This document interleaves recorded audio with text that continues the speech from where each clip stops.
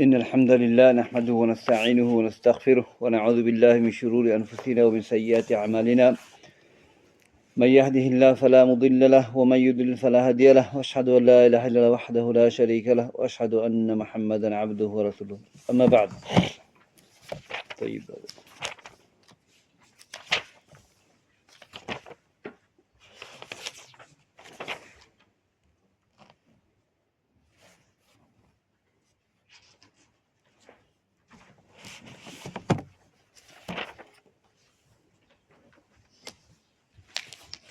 طيب, what's the ruling of cursing wind? Can we curse wind? يا أخي.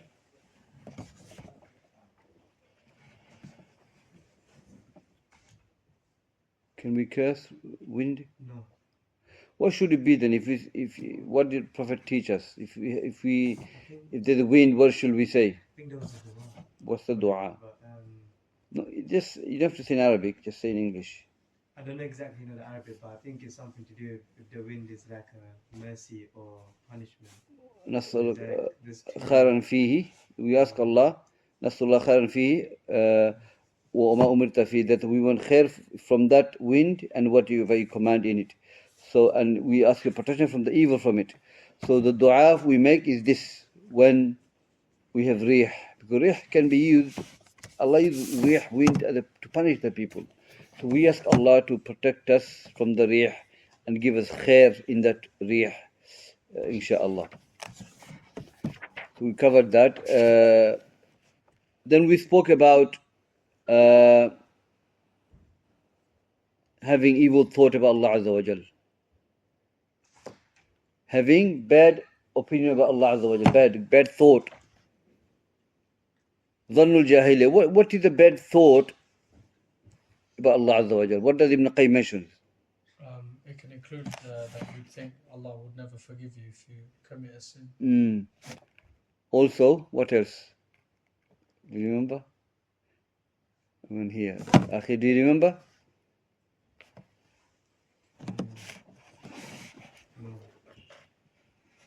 That Allah Azza wa Jal will not aid the Muslims, support the Muslims over the non-Muslims. Allah will not send down His aid. So to think about Allah Azza wa Jal like that is having bad thought about Allah Azza wa Jal. He will not forgive you as well. He will not support you, protect you. Allah will not aid the Muslims. This is one of the bad opinions Ibn Qayyim mentions, and that is dhannu jahiliyyah, and having evil thought about Allah Azza wa Jal. Yeah, so dhann.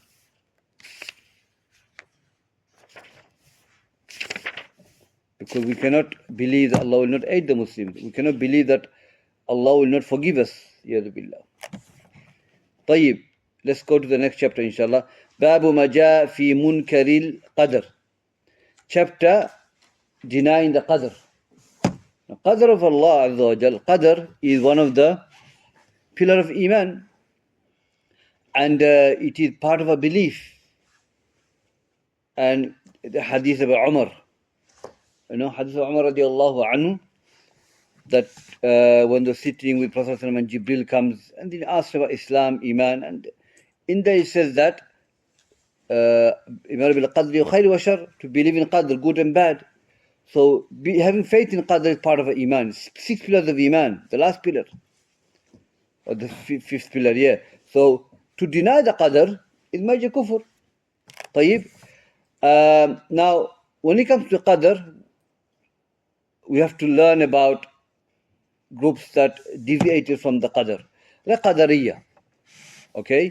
Now qadariyah are known qadariyah because they deny the qadr of Allah Azza wa Jal. And the qadariyah are two groups.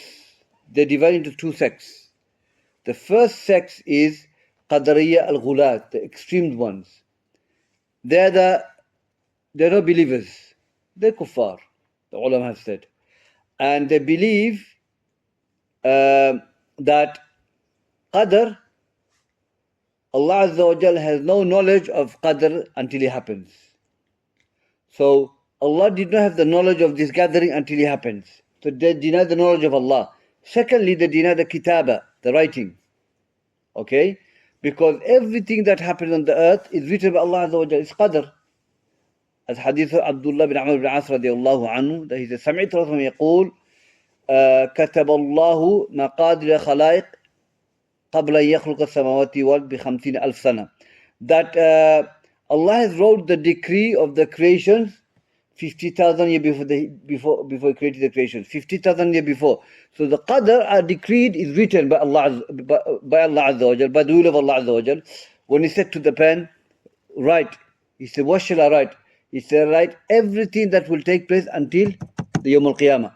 So the Kitab writing goes along with the knowledge of Allah. So when you deny those two things, it's major kufr. And the Qadariyah of the Ghulat, the extreme ones, they believe that. So they are disbelievers. And the first people who spoke about this form of Qadr, like Imam al-Waadi'i mentions, that the first person to speak about this Qadr is a person called Susan bin Yunus in Iraq. He's the first person. He's from Qadariyah. And from him, Ma'bad al-Jahni. You remember this. He's Sahih Muslim. Ma'bad al-Jahni, he learned from him and he promoted that. And from him, Ghilan al-Dimashq. Now, Ma'bad al-Jahni, he was at the time of the Sahabas, toward the end of the Sahabas.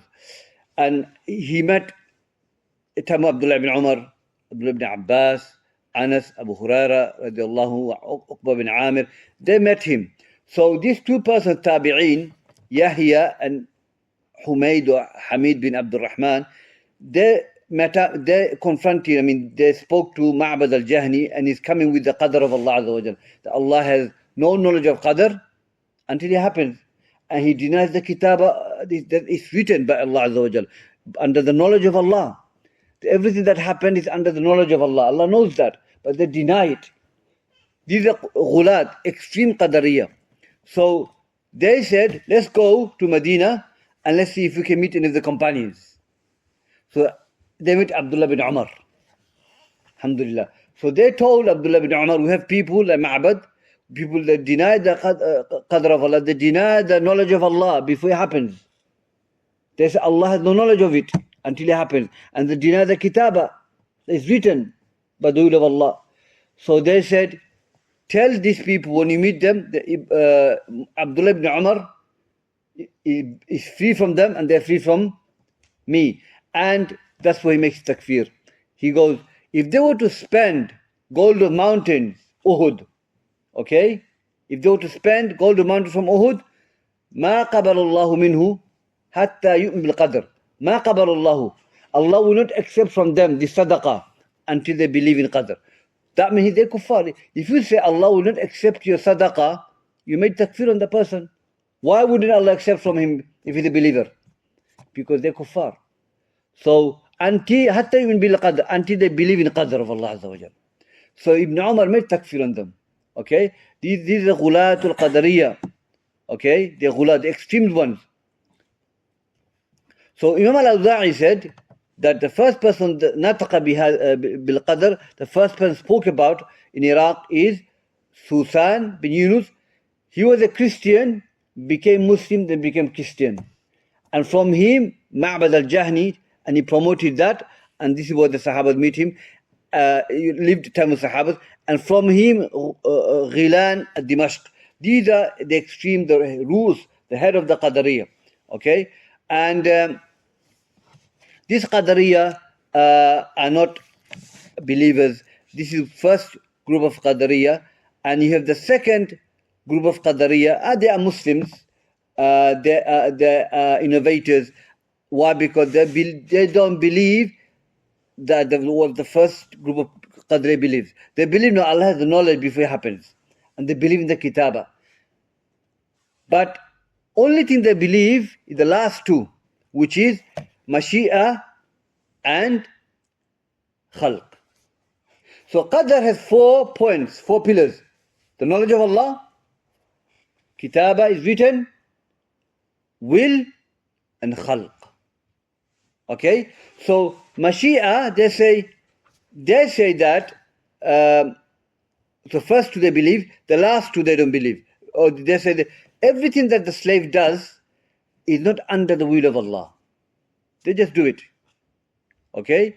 And it's not created. So the ulama says it is a major sin, it's haram what they said, but they do not say they're kuffar. But they believe the first two. That everything that happens, Allah has knowledge of it and it's written. So the second type of Qadariyah are the Ahlul Bid'ah, they are Mubtadi'. The first categories are not Muslims. So the Qadariyah, in Qadar there are 4 pillars, and Qadariyah are 2 types. Okay? So if they're Muslims, then you understand there are 2 types of Qadariyah. Now, this is one extreme, the Qadariyah. Okay? They believe that everything that we do is not because of Qadar. But Allah said, Inna kulla shayn khalaqna bi qadr. That everything that we have created with decree. Allah said, Wallahu khalaqakum wa ma ta'malun. That Allah created everything Allah created everything and everything that you do. So we are sitting here learning, Allah created this. Everything that we do, good or bad, Allah created it. Nothing happens except by the will of Allah Azza wa Jal. Our will under the will of Allah. So, Wallahu khalaqakum. Allah created you, wa ma ta'malun. And whatever that you do. Okay? Another hadith, another verse Allah said, Allahu khaliqu kulli shay. That Allah is creator of everything. So here we learn that everything that we do is by the qadr of Allah, and Allah created the action. So the qadr don't believe that. The second one. Tayyib, that's one extreme, Qadariyah. Don't believe in qadr. That's what they call Qadariyah. And the second extreme is Jabariyah. You know, they're forced to do things. They're majboor. So they believe you have no choice. Okay? Allah said, Inna hadaynahum sabila imma shakira wa imma kafura. We have guided them. We have given them guidance. Either you accept or reject. You have free will to do whatever you want. Jabariyah says, no, you have no free will. You do by force.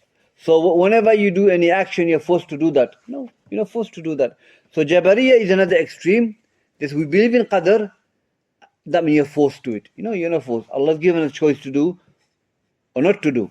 We have given the choice to accept or reject. Ahlul Sunnah are the middle path between the Qadariyah and the Jabariyah. The Qadariyah, we know what they are. Jabariyah, we know what they are. Ahlul Sunnah says, we believe in Qadr. We don't deny the Qadr of Allah. Okay? Everything is decreed by Allah Azza wa Jal.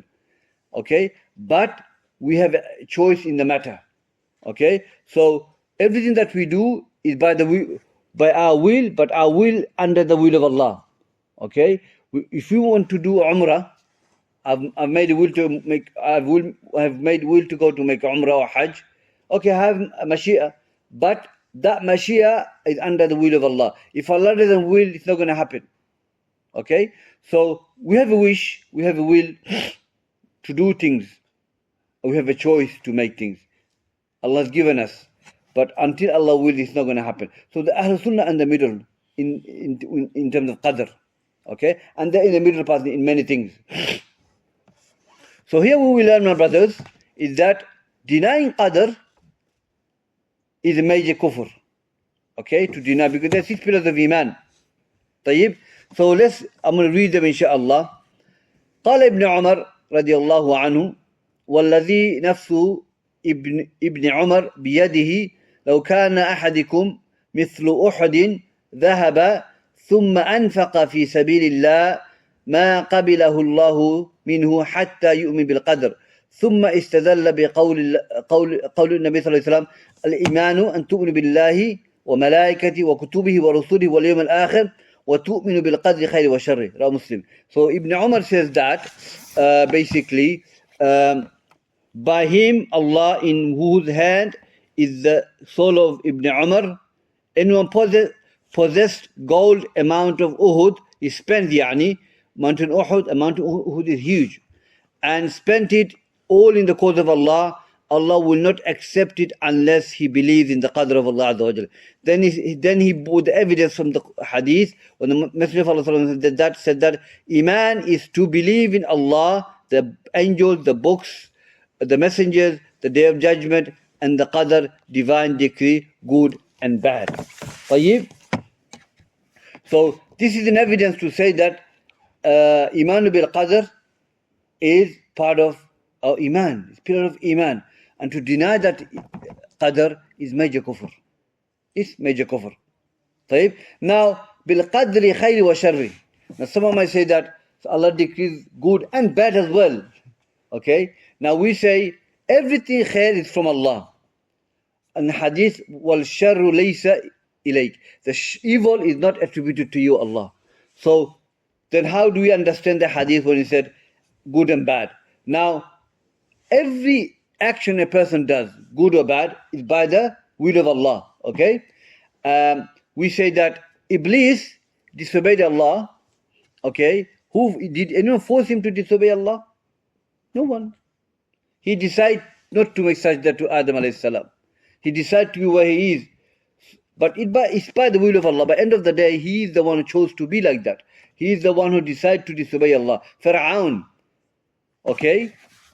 He was sent messenger by Allah, Musa alayhi salam.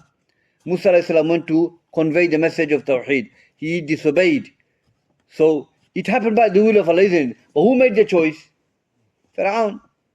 Azar, the father of Ibrahim alayhi salam. Kadhalik, same thing. Allah sent his son as his messenger. He disobeyed his messenger. So end of the day, everything happened by the will of Allah, even the bad happened by the will of Allah, but it is we choose to do the bad. Okay? If someone doesn't want to pray anymore, or don't want to pray, you've chosen not to pray. But Allah knows it's going to happen. Allah has, and it happened by the will of Allah. So this matter is very tricky and we shouldn't indulge too much into it, but end of the day simply is that we all have choice in the matter. Whether we obey Allah or don't obey Allah. Okay? But everything happened by the knowledge of Allah. Nothing is outside the knowledge. Allah has knowledge of everything that we're going to do. طيب? Because He's Allamul Ghuyub. He is the knower of unseen. Allah knows that. Next hadith عن عبادة بن صامت أنه قال لابنه يا بني إنك لن تجد طعم الإيمان حتى تعلم أن ما أصابك لم يكن ليخطئك وما أخطأك لم يكن ليصيبك سمعت رسول الله صلى الله عليه وسلم يقول إن أول ما خلق الله القلم فقال له اكتب فقال رب وماذا أكتب قال اكتب مقادر كل شيء حتى تقوم الساعة يا بني سمعت رسول الله صلى الله عليه وسلم يقول من مات على غير هذا فليس مني. Look at this hadith. Prophet said that. Good translation. Yeah, that's why. He said to him, Ubadah bin Samit said to his son, "O my son, you never get the taste of Iman until or unless you realize that whatever afflicts you was not to miss you. So what's going to happen is going to happen. It's not going to miss you. And whatever misses you will not afflict you. I heard Allah's Messenger saying, the first thing Allah created was the pen.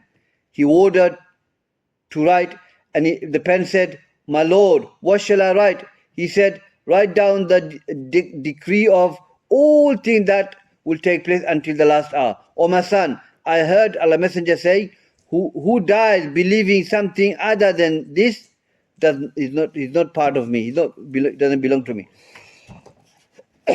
طيب.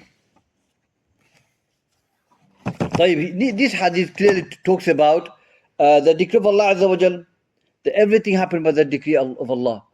If it's going to happen, it's going to happen. It's not going to miss you. Okay? It's not going to miss you. If it's decreed that someone going to be afflicted with harm, it's going to happen. It's not going to miss that person. It's the qadr of Allah, we believe that. Okay? And if it's written, it's not going to touch him, then it's not going to touch him. You'll miss it. Okay? This is an important part of our aqidah. Okay? The decree of Allah will eventually take place. Now, Prophet ﷺ said in the hadith, that, we have mentioned that the Kitab goes with the knowledge of Allah. The pen wrote because Allah gave him the knowledge. And whatever Allah knew is going to happen. So he said, إِنَّ أَوَّلَ مَا خَلَقَ اللَّهُ الْقَلَمِ فَقَالَ لَهُ اكتب. So the qalam was the first thing was created. Some of the ulama said, is the arsh or the qalam was created first? Ibn Taymiyyah, Ibn Qayyim, they said it is the arsh. So the hadith I've mentioned that كتب الله مقادير خلائق قبل أن يخلق السماوات والأرض 50,000 سنة وكان عرشه على الماء. That Allah Azza wa Jal has written the decree of the creation, 50,000 years before the creation. The decree is written, Arsh is already there, on top of the water. Okay, so the ulama says that the Arsh, when the pen was writing the decree, Arsh has already existed. Okay, so the Jumhur says the pen or the Arsh was created before the pen. Okay, that's the most authentic opinion. طيب, the Arsh is the biggest khalq, biggest creation of Allah Azza wa Jal. There's nothing bigger than that. The creation, nothing bigger than the Arsh. So hadith is compared between the Arsh and the chair, and the seventh heaven and the earth. So the seventh heaven and the earth compared to the kursi, the Prophet said that it's like throwing a ring in the desert. So the chair of Allah compared to the seventh heaven is like a ring in the desert. Okay, so the ring is the seventh heaven, and the chair of Allah, the kursi, is the desert. Is the desert. This is the size of the kursi, huge. Then Hadith said that, Prophet said that the difference between the arsh and the kursi is like throwing a ring in the desert. So this time the chair is the ring, and the desert is the arsh of Allah. And Allah is above the arsh. طيب. So arsh is the biggest creation of Allah Azza wa Jal. Alhamdulillah. So that's the opinion of the scholars. طيب, continue with the hadith. وفي رواية لأحمد إن أول ما خلق الله تعالى قلم فقال له اكتب فجرى في تلك الساعة بما هو كائن إلى يوم القيامة. So the first thing Allah created was the pen.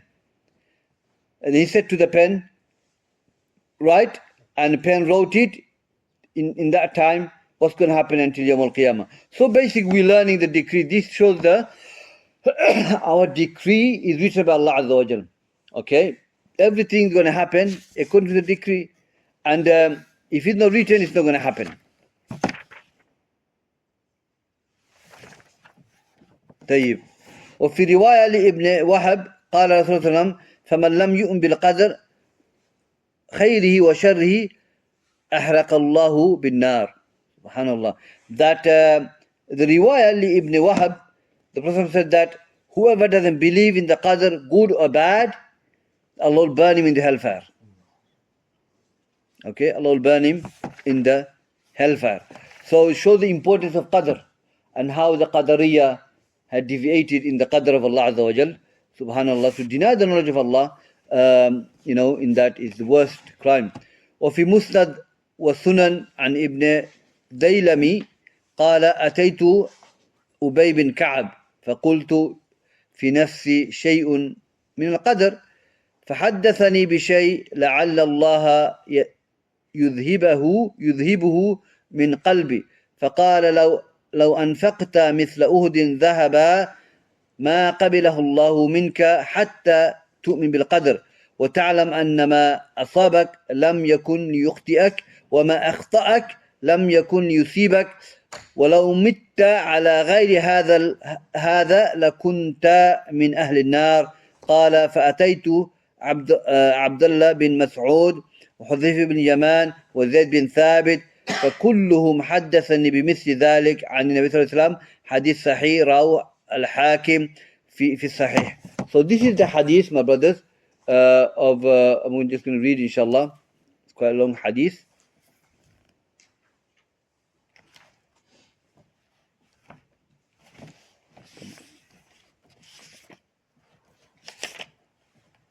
طيب. The next hadith is hadith reported Ustadh Ahmed, Sunan Abu Dawud, on the authority of I've not done it. Okay. So Hadith says that I went to Ubay bin Ka'ab and I said to him, there is something within me doubtful regarding Qadr. Please narrate to me something that perhaps by Allah will take it doubt away from my heart. So this companion, this person having a doubt, so he wants advice. So he's going to Ahlul Ilm now, Ubay bin Ka'ab radiallahu anhu, so to remove that doubt from his heart. He said, even if you spend gold about the Qadr, he said, even if you spend gold equal to the weight of Uhud mountain, Allah will not accept it until you believe in the Qadr. And know that what has afflicted you was not to miss you, and what has missed you was not to be afflicted you. And if you die believing something other than this, then you you are people of the hellfire. I then went to Abdul ibn Mas'ud and Hudayfiyah and Zayd bin Thabit, and they all reported something similar from that to me. So this Sahabi, this person looking for khair, looking for hidayah, so he's afflicted with some sort of doubt in qadr of Allah Azza wa Jal. So he went to Ubay bin Ka'ab with Ahlul Ilm, showed that we should fas'alu ahl al-dhikr, ask the people of knowledge if you don't know, and he did that, and they gave him the answer. But we have to believe in the qadr, and we have to die believing in the qadr, that if it's written, it's going to afflict us. If it's not written, it's not going to afflict us. It's going to miss us. Okay? So this is very, very important topic. The qadr of Allah Azza wa Jal is part of our iman. We have to believe it. Subhanallah. So that's the chapter we've covered now. The next chapter is that Babu Ma Ja fil Musawwirin. Babu chapter concerning painters. Musawwir. Taswir. Let me read the hadith. All the hadith picture makers. Let me read the hadith and then I will translate inshaAllah. First of all, عن أبي رضي الله عنه قال قال صلى الله عليه وسلم قال الله تعالى ومن أظلم ممن ذهب يخلق كخلقي فيخلقه ذرة أو ليخلق حبة أو ليخلق شعيرا أخرجاه. ولهما عن عائشة أن رسول الله صلى الله عليه وسلم قال أشد الناس عذابا يوم القيامة الذين يضاهئون بخلق الله. ولهما عن ابن عباس سمعت رسول الله صلى الله عليه وسلم يقول كل مصور في النار يجعل له بكل صورة صورها نفس يعذب بها في جهنم. ولهما عنه مرفوع من صور صورة في الدنيا كلف أن ينفخ فيها الروح وليس بنافح. ولمسلم عن أبي حياج قال لي علي ألا أبعثك على ما بعثني عليه رسول الله صلى الله عليه وسلم أن لا تدع صورة إلا طمستها ولا قبرا مشرفا إلا سويته. طيب, this is the hadith about tasweer, picture makers. Okay, so the first one is a hadith of Abu radiallahu anhu. Allah said, who will be more unjust than the one who tries to create a like of my creatures? Let them create an atom, or let them create a grain, or let them create a barley or corn. So Allah Azza wa Jal described such person to be zalim, to compete with Allah Azza wa Jal in creation. The next hadith let me just translate inshallah. The people who will receive the severe punishment on the day of judgment will be those who try to make like of Allah's creation. Okay, yuda'ihuna. Here, muda'aha is a competing with me in creation. Another hadith, he said that all the picture makers will be in the hellfire.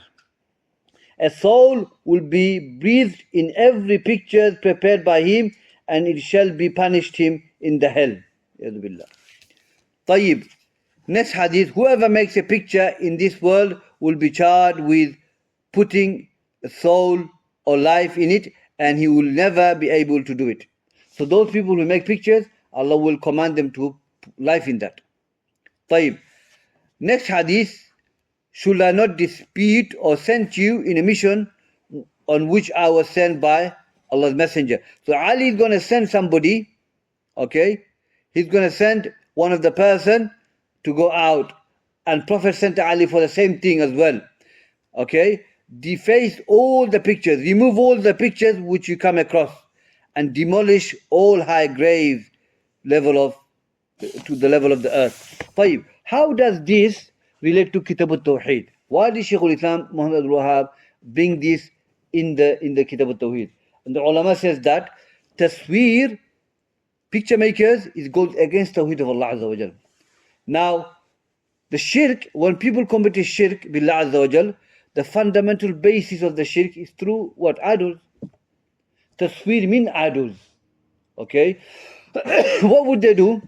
They would make idols. That's tasweer, musawwir. He will make idols and he will worship that. And thus, tasweer is the key to shirk, isn't it? It's the mean to shirk. So when the first time shirk appeared in the Muslim world was time Nuh alayhi salam. Before that there was no shirk. So how did they commit the shirk? They made the idols. Waddan, wa Su'an, Yaghutha, wa Ya'uqa, wa Nasra. These 5 righteous people, okay, Iblis came to the gathering and he caused them to make idols. He said, you miss these 5 righteous people? Yes, make idols. It will increase you in ibadah. When you look at it, they passed away, yes. But when you look at this idol, it will encourage you to worship Allah Azza wa Jalla. Yeah, it makes sense. So they made idols, 5 of them. They worshipped Allah. But as the generation passed by, 10 generation, as Ibn Abbas says, the knowledge disappeared, they started worshipping the idol. So idol was the first thing was worshipped beside Allah. So there's a tasweer. Ulama says, some of the opinions say it means idols. Okay? Because idol was the key mean of worship, to be worshipped. And in the hadith, Prophet said that, he said that, Allahumma inni as'aluka, Allahumma la taj'al qabari wathanan yu'bad. Oh Allah, do not make my grave, wathan, a place of worship. Okay? Because people make, things and they worship beside Allah Azza wa Jal. So what is the ruling of tasweer? Tayyib. First of all, the ulama says that tasweer, this is the opinion on this among the scholars. They say if someone makes tasweer, say idols, and they use that tasweer to worship beside Allah, then this is major kufr. It's major shirk. La yajuz. If someone makes tasweer not to worship that, it's still haram. It's not a shirk, because they're not worshipping that, it's still haram. Okay? In Whitechapel, there's a house, front of the house is a picture of a statue of the President of Bangladesh. Okay, so now what is the ruling of that? It's haram. Because whoever made that statue, Allah will say, give life to that. Okay? Worshipping that, but it's haram. That's the hukum is now we established. But if they were to worship that, iyadu billah, they become haram. Shirk billah azza wa jal. So in that aspect, tasweer is haram. Tayyib. Now here, some of the ulama says, yudahi'una, competing with me. Muda'aha is to compete. So they say this is illah. They say it is a illah here now. This first illah, the Shaykh here mentioned, Shaykh Saleh, is that هذا فيه تنبيه على العلة وهذه العلة هي مضاحات بخلق الله جل وعلا. One of the reasons is that mudahat, which is competing. So if someone make pictures competing with Allah Azza wa Jal, then shirk is haram. Allah will ask to give life to that. But if someone make a picture but not competing with Allah Azza wa Jal, they say it is not haram because the reason is not there. Okay? The another one is that the last hadith we've quoted is that hadith of Ali radiallahu anhu, when he sent a person to go out and destroy the statues, okay, and flatten the grave. Now, this is also second illah, which is the wasila to shirk, the mean that will lead to shirk. Now, idols generally lead to shirk. We should not have idols, yadu billah. This type of tasweer is not allowed. Okay, so here Ali said, you do every picture, every idol you see, except you destroy it, and any grave that you see high, make it flat to the earth, because these two things lead to shirk. So ala kulli hal, tasweer, we should avoid it. Okay, one prophet said tasweer, obviously in his time there's no cameras, he's talking about painting. Okay, that's what the ulama says, when someone take a picture, it's not like painting, which is haram. Because snapshot, it's like a snapshot, you're not creating anything, you're not painting anything. So they said, it's makruh, don't have it. Okay, snapshot, unless they're for da'wah or anything like that. But painting somebody, drawing a face of a human being, that's haram, because you'll have to give life to it. If you draw it to worship that, yadu billah, shirk. If you're drawing it just to have it, this is still haram. We shouldn't have it. But they say if you're not competing with Allah Azza wa Jal, they said it doesn't fall to that level. Haram. But kullu musawwir fi nar. Every painters are in the hellfire. Show this major sin. If there's a threat of the hellfire, then it is a major sin. So we should avoid definitely painting, definitely statue, yadu billah. But definitely when it comes to photos, some ulama accept it for da'wah purpose, videos and audios to promote the da'wah. And some say the picture snapshot, it doesn't fall under the painting. Okay, so these are scholastic opinions scholars have given. We, as for the snapshot, try and avoid it much as you can. Insha'Allah. So jazakumullah khair. May Allah accept from us. Any questions, inshallah, let me know. Go on, akhi. So, you said the painting thing. So what if they're just painting like landscapes or... Okay, that's it. Ibn Mujahid, he said, painting, even landscape, even landscape is not allowed for you to paint. It's forbidden. It's opinion of Mujahid. But Jumhur of the ulama, they said when it comes to landscape trees, you are allowed to paint, because the hadith said that man sawwara suratan fi dunya kullifa an yunfakha fihi ruh wa laysa binafikh. So they say that, Jumhur says that it doesn't apply the landscape and the trees and things like that, or the sky, because whoever paints anything in this life, he'll be given a burden to blow life to that, okay, and he will not be able to blow it. So they say ruh, they don't have ruh in such ways, trees and the landscape. So if you draw a landscape, Allah not going to say blow ruh in it. No, because they don't have ruh in that sense. So they said it is about ruh, drawing human being. They have ruh. So if you paint human being or statue, then Allah will ask you to give life to that. So Jumhur says landscape and trees are not part of it. Okay, that's okay, inshallah. Just say. You know that statue in Whitechapel? I walk past it often. Sheikh should be like, break it down one day. No. You don't break it, don't cause fitna, inshallah. Yeah. If you can advise, that's the best thing to do. Okay. Yeah, best thing to do. Yeah. The Muslim family though, right? Yeah, the Muslim family. I know.